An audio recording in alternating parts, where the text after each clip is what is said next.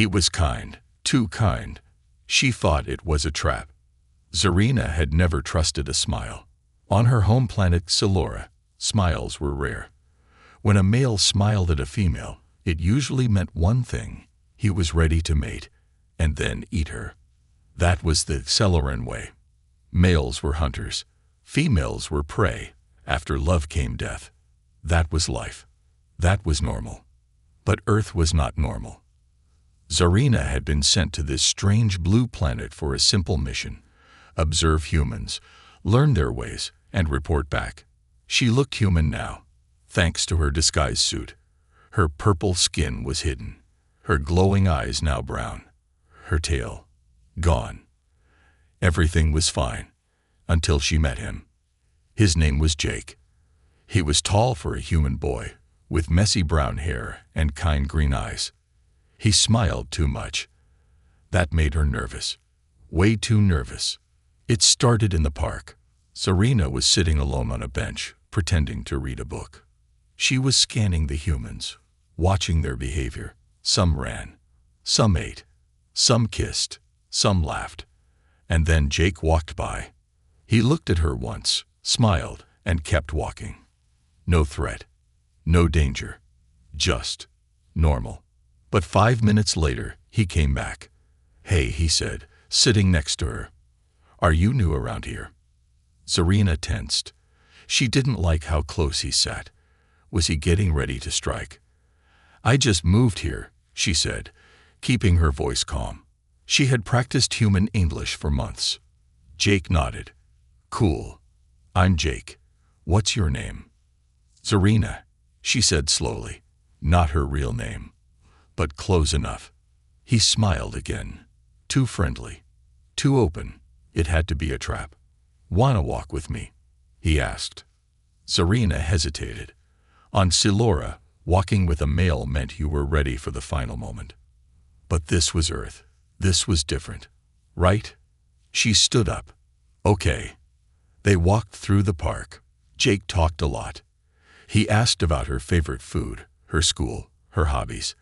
Zarina answered carefully, always watching his hands, his eyes, his smile. He offered her gum. She refused. Maybe it was drugged. Then something strange happened. Jake saw an old woman carrying heavy bags.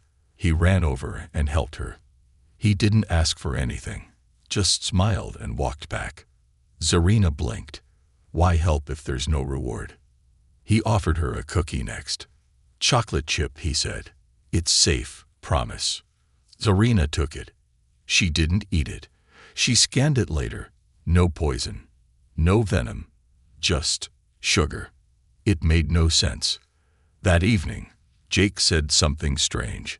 "My parents are cooking dinner. Want to join us?" Zarina froze. Dinner? With the whole pack? That was it. The family feeding ritual. She had read about this. The moment when the female was welcomed, then devoured by the group. But she couldn't say no. That might expose her. She had to act human.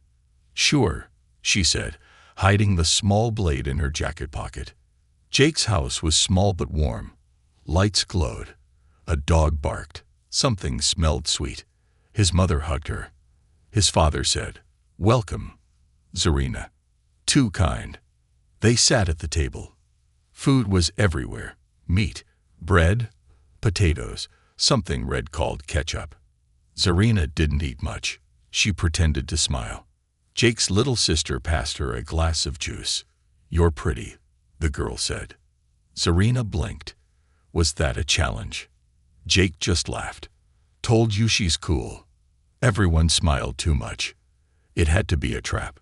She kept one hand under the table, gripping the blade hidden in her jacket. If they attacked, she'd fight. If they tried to bite, she'd strike first. But nothing happened. They just ate, talked, laughed. Jake's father told a silly story about camping and raccoons. Jake's mom showed her a family photo album. Zarina didn't understand it. Why show pictures of the past? Why care? No one asked her strange questions. No one growled. No one tried to mark her with scent or blood. Jake looked at her and smiled again. So, what do you think of Earth? Zarina stared at him. He was smiling, but not with hunger. He looked happy, calm, safe, and that scared her more than anything. She left early. Thanks for dinner, she said quickly. Jake walked her out. Hey, if you're free tomorrow, we could hang out again. Zarina hesitated. She should say no. She should run. But instead, she said, maybe. Jake grinned. Cool. See you. As she walked away, her scanner beeped.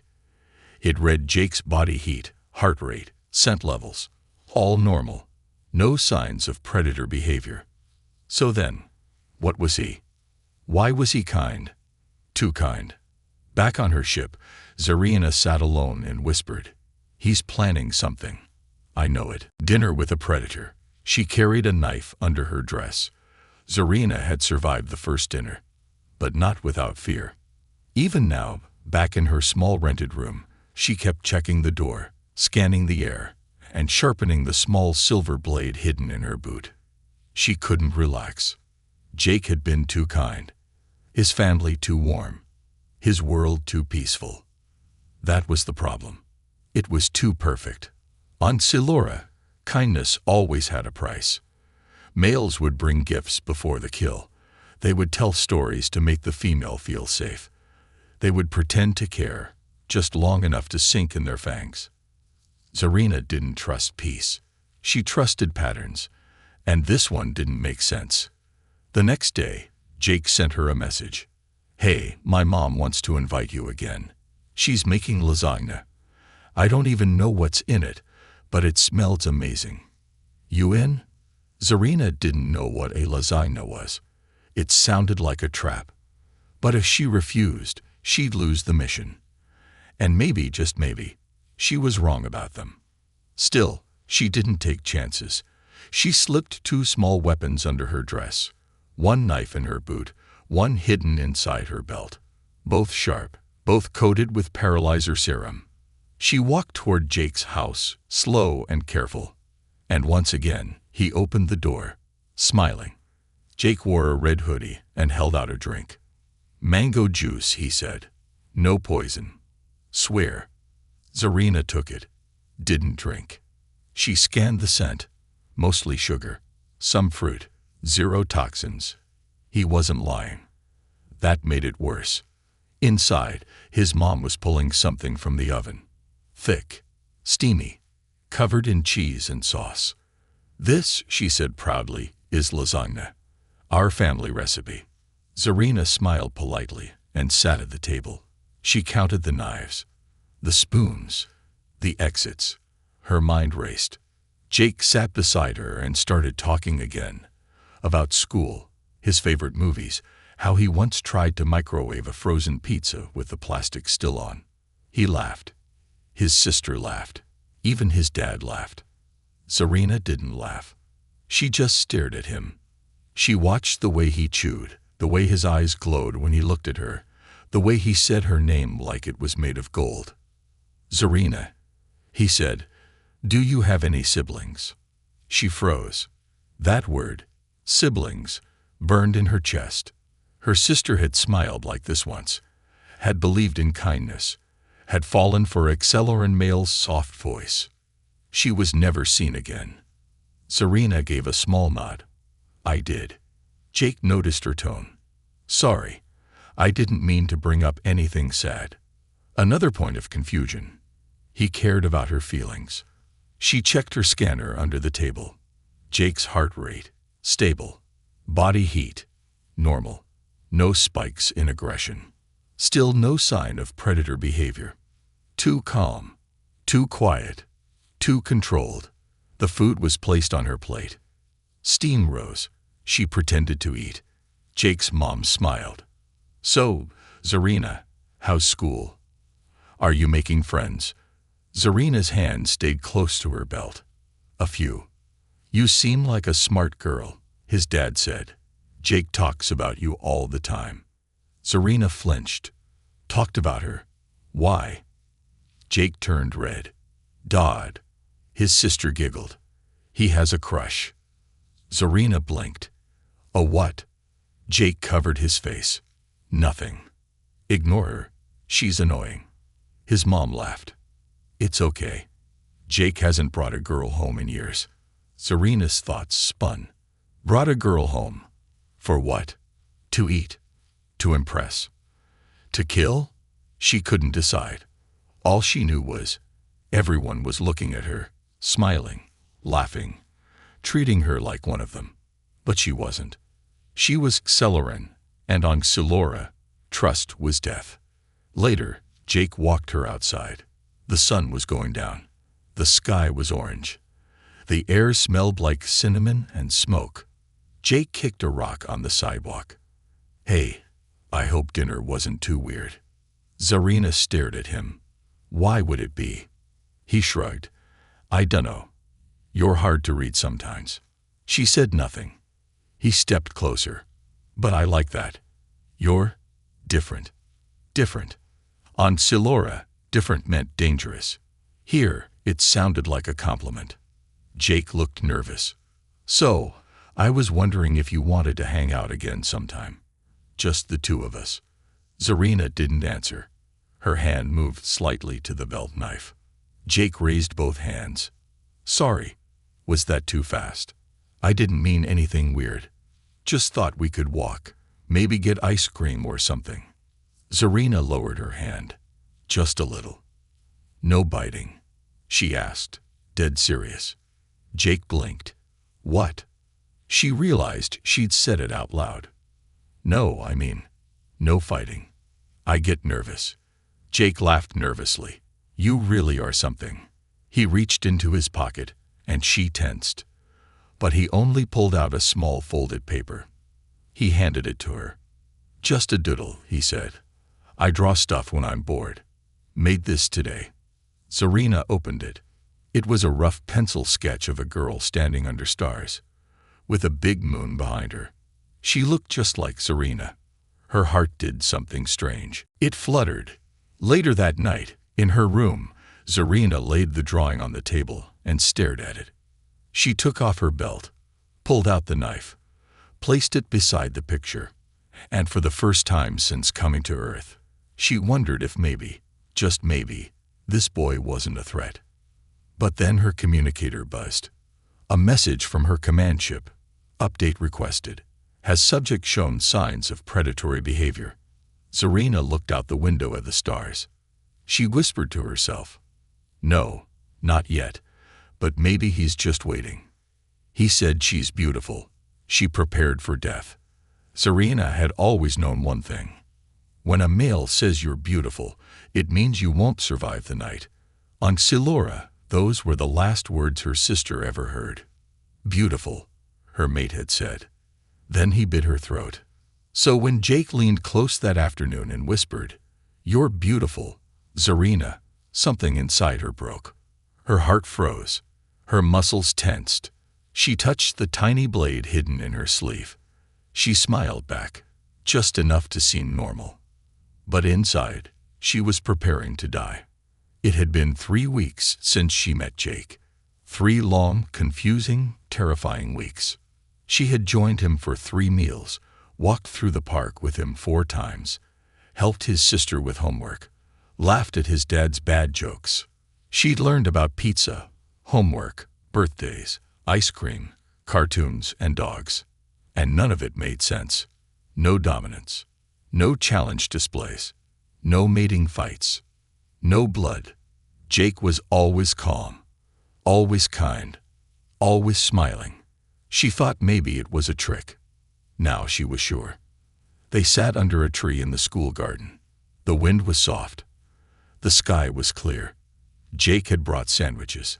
He always brought extra. Just in case you forget lunch, he said. But Zarina never forgot lunch. She only pretended to eat it. Her body didn't digest human food well. He handed her one. She took it, but didn't eat. Instead, she watched him. He talked about music, about something called road trips, about how he wanted to travel the stars someday. He looked at her and said, if I ever get a spaceship, you're the first person I'll take. And then he said it. "You're beautiful, you know that." Zarina blinked. Her fingers touched the hidden weapon under her arm. Her survival training kicked in. Step 1. Stay calm. Step 2. Locate exits. Step 3. Strike first if he moves. She smiled, just a little. "Why did you say that?" Jake looked confused. "Say what?" "Beautiful," she repeated. Jake rubbed the back of his neck. "I don't know.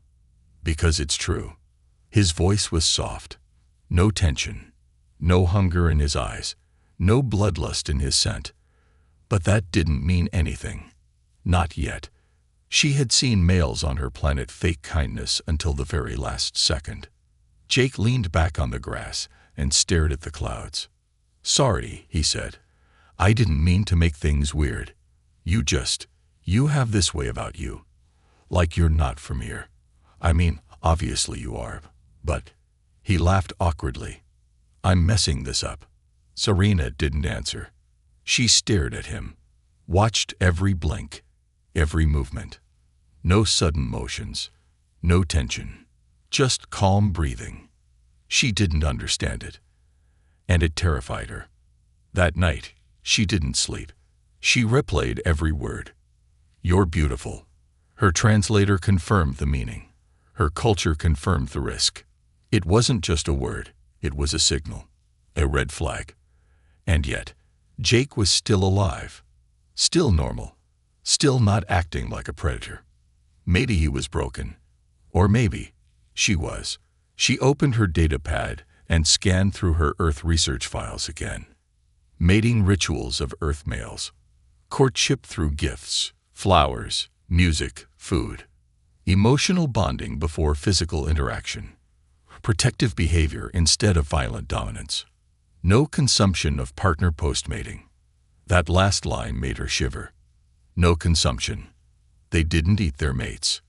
Ever. She opened her command channel and sent a question to High Command. Request clarification. Earth males form long-term bonds without consumption. Is this accurate? The reply was immediate. Confirmed. Human bonding rituals are non-lethal. Anomaly verified. Zarina dropped the data pad. Her breath caught. She stared at the wall for a long time. Everything she had believed was wrong. Jake didn't plan to kill her. He didn't plan to bite her after love. He wasn't following a pattern. He wasn't hiding teeth behind his smile. He just liked her. He thought she was beautiful, and meant it. The next day, she didn't bring her knife. Jake met her at the park again. They walked beside the lake. He brought crackers for the ducks. He gave her one.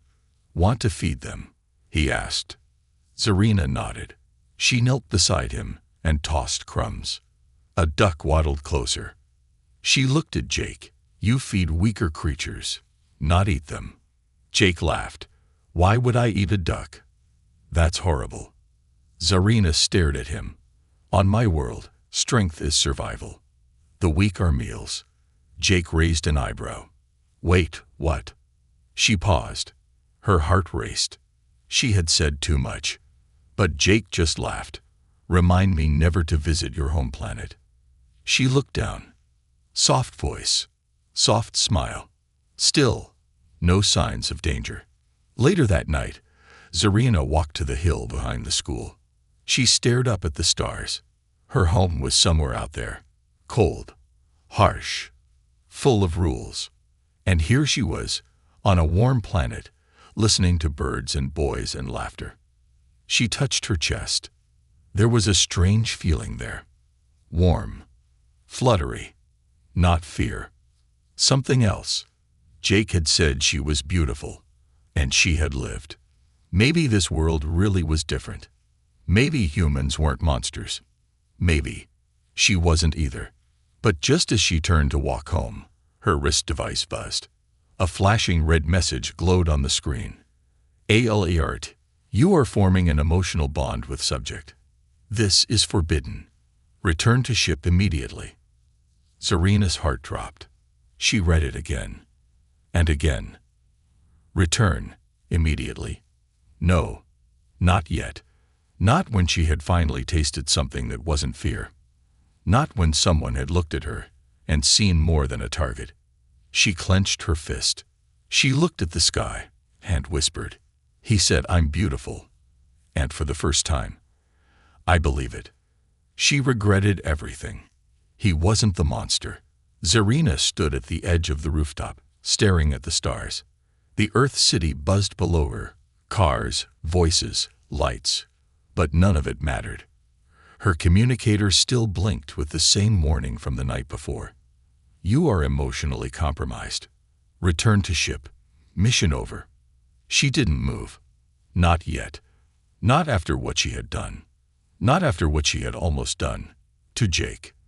3 days ago, she was ready to kill him. When he said she was beautiful, her training screamed one thing.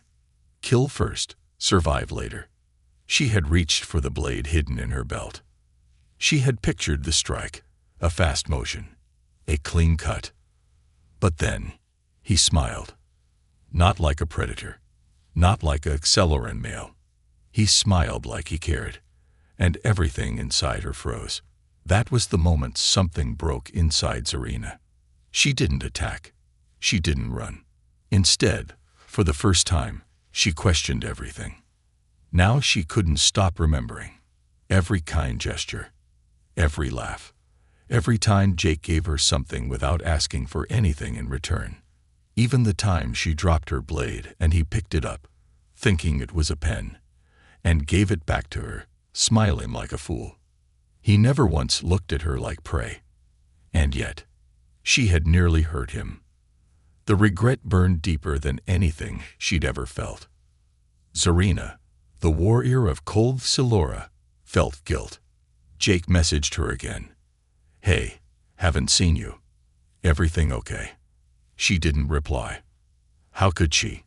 If he ever knew the truth, that she came to Earth to study him, to judge him, maybe even eliminate him, he'd never forgive her. But she had to tell someone. So that evening, she met him again. But this time, she lied. They sat beside the fountain near the school. Jake tossed coins into the water and made wishes. She watched silently. I wished for better grades, he laughed. Then I wished for pizza. Then I wished I knew what you were thinking. Zarina blinked. Jake leaned his head back. You've been quiet. Like, super quiet. Did I mess up or something? She shook her head. No, it's not you. Then what? Zarina looked down at the water. Her reflection shimmered. For a second, she saw her real face. Purple eyes, silver skin, the truth she always had to hide. I had a friend, she began, choosing her words carefully. Not from here. From far away. Her people were different. They believed males were dangerous. That kindness was always a trap.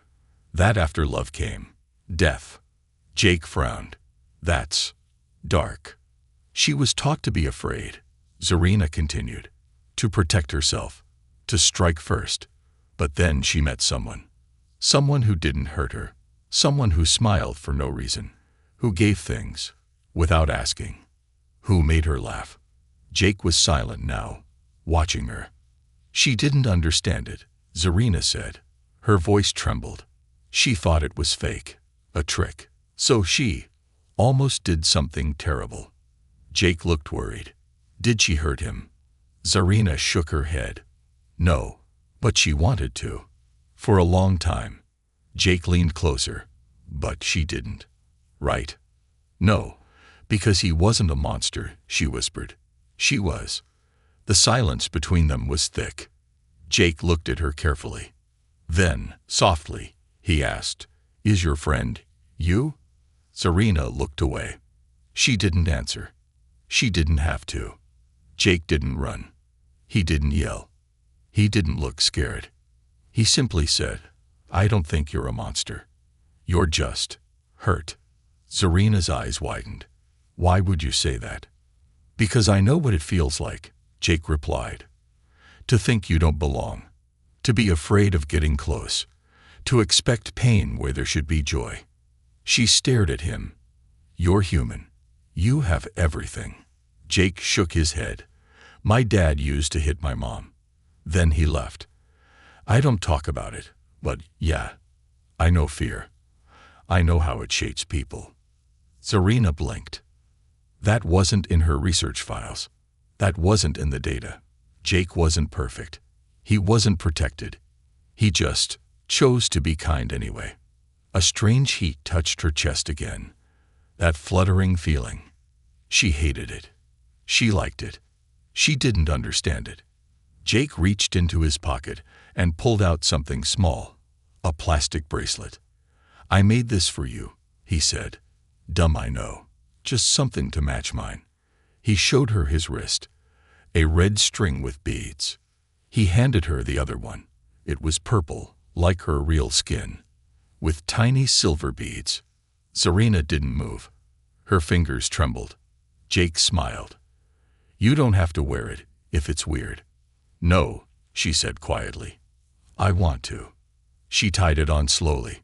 That night, she sent a private log to her command ship. Subject remains nonviolent. Displays extreme emotional depth. No threats detected. Strong moral compass. Conclusion. I was wrong. She didn't send it to her superiors, just saved it in her private records. She wasn't ready to leave Earth. Not now. Not ever. But High Command was watching. They had seen her delay, seen her emotional readings, and now they had made their decision. On the other side of the galaxy, a voice echoed inside a cold command chamber. Subject Zarina has failed her mission.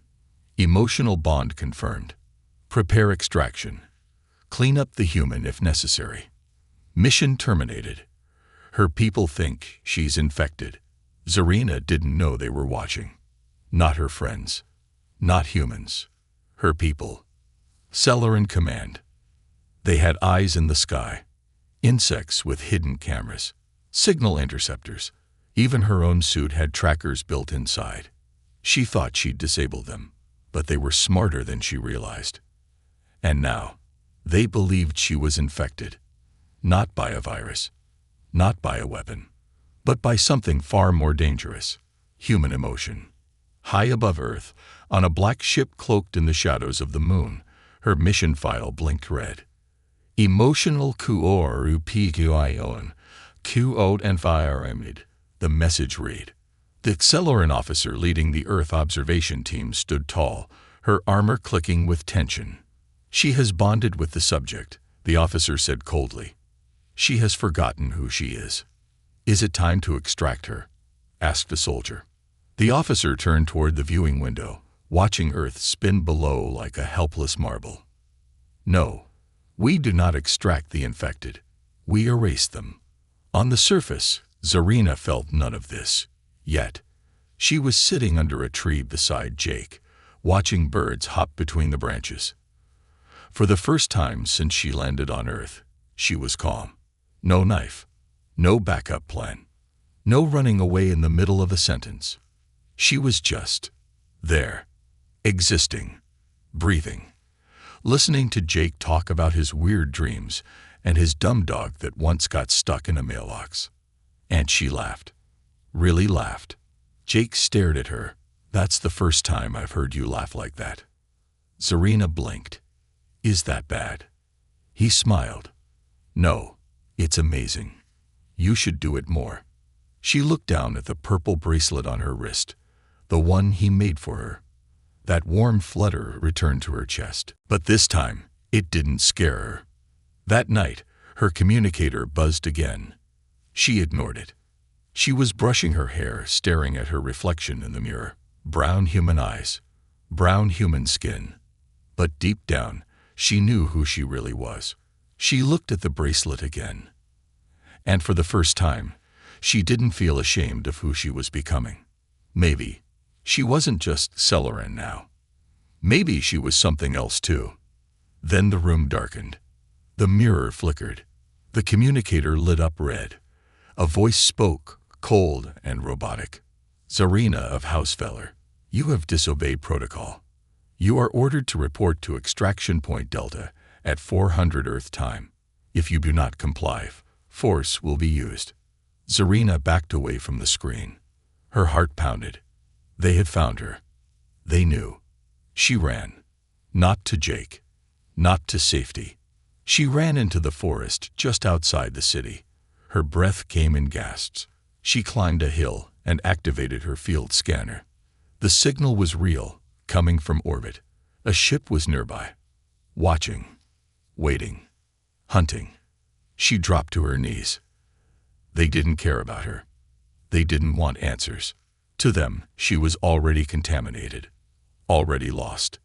She pulled out her communicator. Her hands shook. She opened a private channel, coded, hidden, to someone she hadn't spoken to in a long time. Her old mentor, Svina. The screen blinked. Then a tired, aged face appeared. Silver hair, pale eyes, battle scars.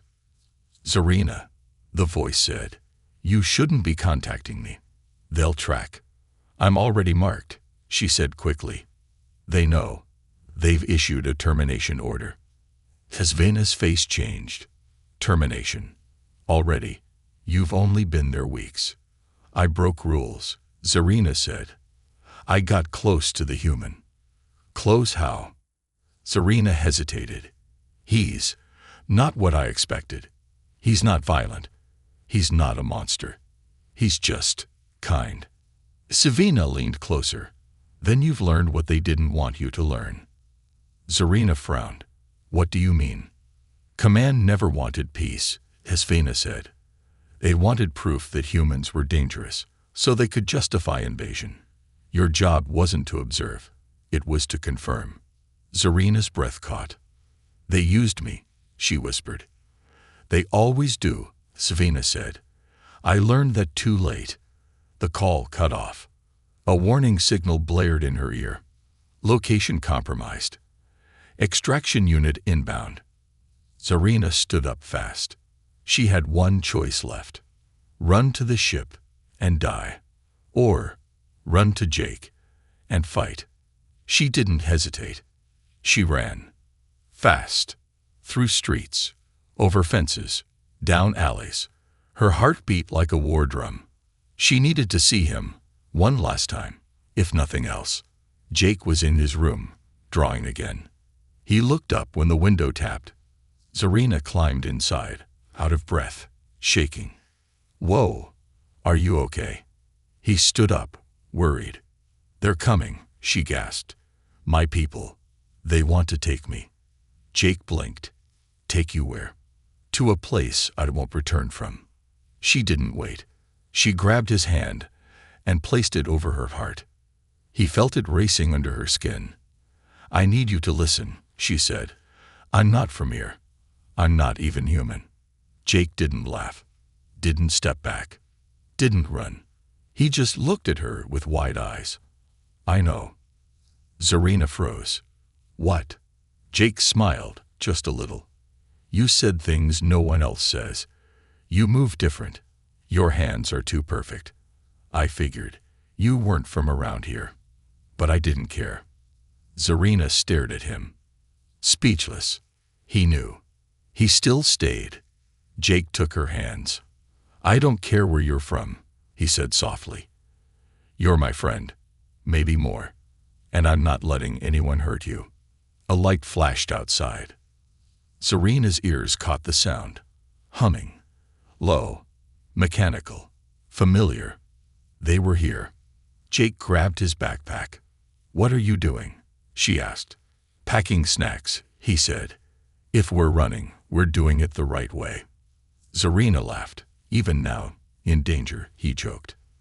That was human strength. Not weapons. Not war. But hope. She looked him in the eyes. Are you sure? She asked. If you come with me, there's no going back. Jake threw the backpack over his shoulder. I already decided the moment you climbed through my window. And as they ran into the night, two shapes under the stars, Zarina knew. This was no longer a mission.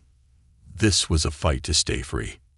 And she wasn't alone anymore. He waited for her. Then he found the message. Jake waited by the old tree.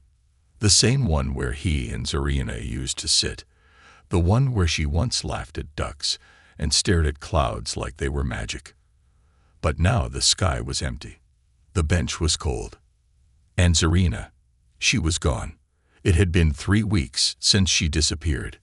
No messages, no calls, no goodbye.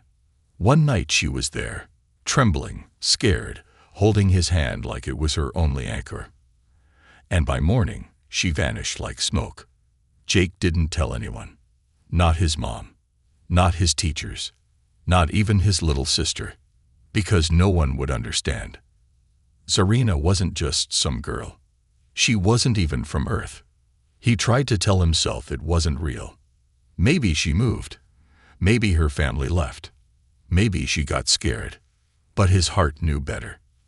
That night, when the sky lit up in blue for just a second, and his dog barked like the world had cracked, Jake knew. They came for her, and she left to protect him. He checked the hill behind the school every day. Nothing. He went back to the park, sat alone on their bench. Sometimes he brought snacks for her just in case. But no sign. No purple bracelet. No soft voice. No Zarina. Then, one evening, he went into his room and stopped cold. The telescope on his desk had moved. He hadn't touched it in days. His heart raced. He stepped closer, looked through the lens. At first, nothing. Then he saw it.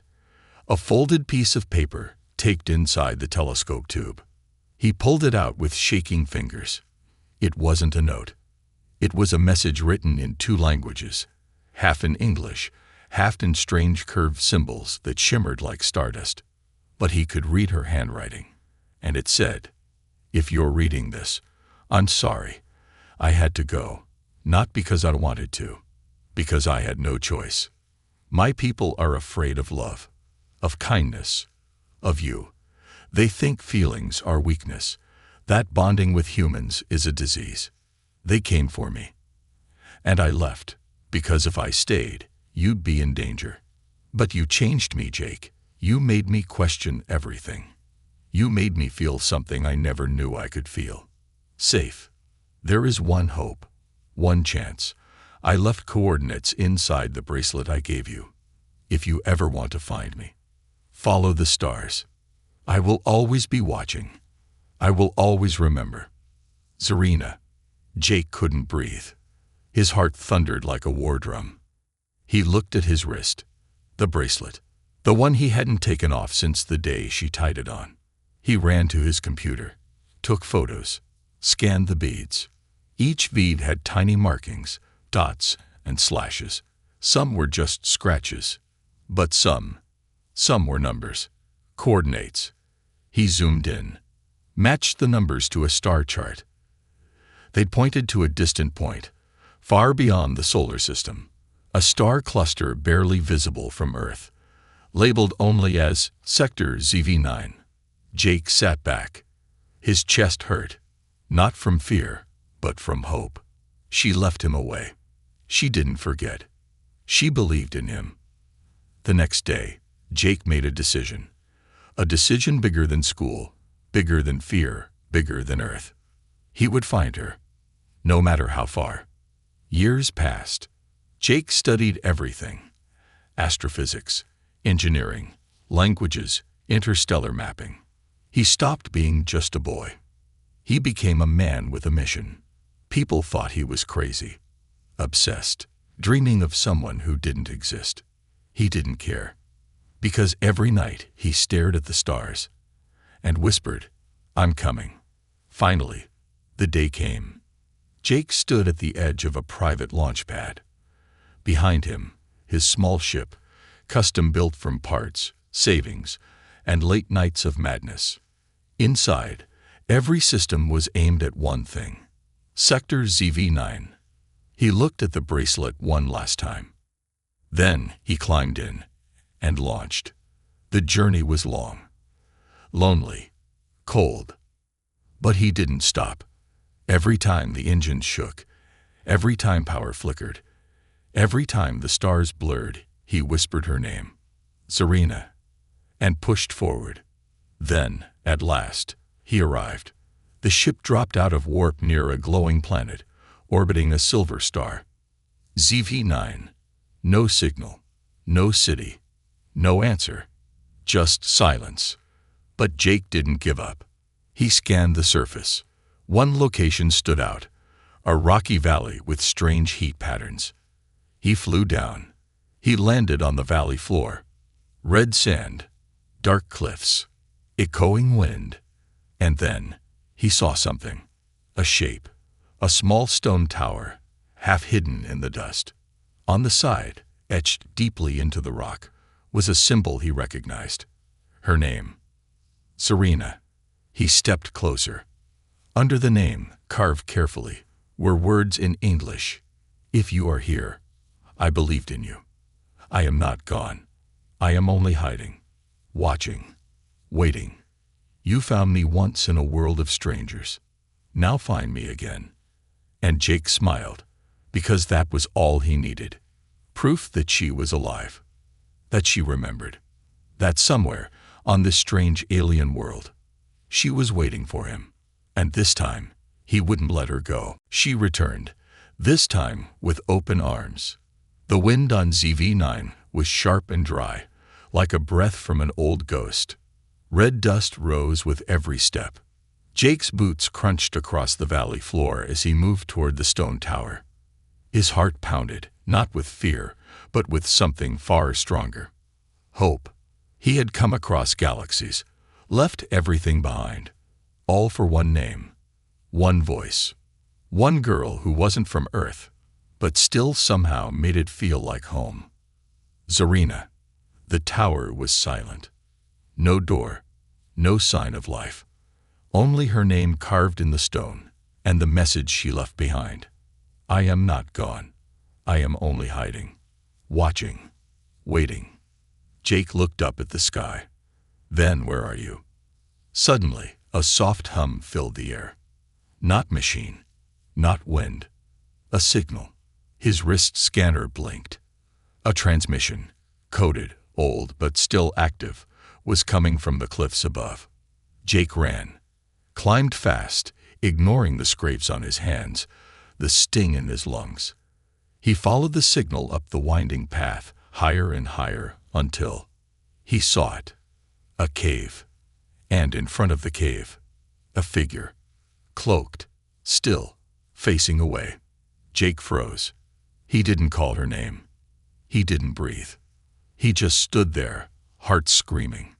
The figure turned slowly. And then he saw her. Serena. No disguise. No human skin. No brown eyes. Just her. Silver skin glowing faintly in the light. Eyes like violet stars. Hair like liquid moonlight. And on her wrist, the same purple bracelet he made long ago. She didn't speak at first. Neither did he. The silence between them wasn't empty. It was full. Full of everything they had been through. All the words they couldn't say. All the time they'd lost. Then, you found me, she whispered. Jake smiled. Took me long enough. Tears welled in her alien eyes. I didn't think you'd come. I promised I would, he said. And I keep my promises. She stepped forward, slow and careful, like she wasn't sure if he was real. Her voice shook. They told me you'd forget me, that you'd move on, that humans don't wait. Jake's eyes burned. They don't know me. She reached out, hand trembling, and touched his cheek. Her fingers were cold. His were warm. Together, they balanced. Human and alien. Fear and trust. Past and future. Serena whispered. I waited. Every night, I looked at the stars and wondered, would you remember me? I remembered everything, Jake said. Even the day you said goodbye without saying goodbye. She laughed, then cried, then laughed again. Jake opened his arms. And this time, she ran into them. No hesitation. No blade hidden in her sleeve. No exit plan. Just love. Open and raw. Later, inside the cave, she told him everything. How she escaped her people. How she lived in hiding. How she sent the beacon in the bracelet, just in case. Jake listened without speaking. Then he asked the only question that mattered. Will they come back for you? Serena looked down. No, not anymore. They've moved on to another system. A new mission. They think I'm lost. Jake tilted his head. Are you? Serena looked at him. No, she said. I'm finally found. Over the next few days, they built a life from nothing. He helped her set up solar panels for power. She taught him how to read the stars in Celeran code. He fixed her broken signal booster. She cooked him strange, glowing fruit that somehow tasted like cinnamon toast. They laughed. They explored. They remembered. And for the first time in both their lives, there was no fear. No hiding. No pretending. Just two people, two species, learning how to live together. One night, as they lay under the open sky, Jake looked at her and said, "Do you regret coming to Earth?" She shook her head. No. Earth gave me something Silora never could. What's that? She smiled softly. You. Jake chuckled. You know, I think about how it all started. Serena raised an eyebrow. You mean when I almost stabbed you under your dinner table? Jake laughed. Yeah, that. They both stared up at the stars, quiet for a long moment. Then she said, You changed me, Jake. You made me realize. Maybe the strongest thing in the universe isn't fear. Maybe it's love. Jake turned to her. Love. She nodded. Love that doesn't want control. Love that doesn't hurt. Love that protects. That stays. Jake's voice softened. Then I'll stay. And he did. Days turned to weeks. Weeks turned to months. And the stars kept shining. Together, they built a beacon, a new one. But not to call for rescue. To call others. To say, we made peace. We made something beautiful. You can too. Somewhere, deep in the galaxy, other species would hear it. Some would laugh. Some would ignore it. But some would listen. And maybe, just maybe, they'd believe in something more than war. Because one human boy once looked at an alien girl and didn't see danger. He saw wonder. He saw hope. He saw someone worth saving. And she, raised in a world of fear, finally opened her arms. This time, not to strike, but to hold him.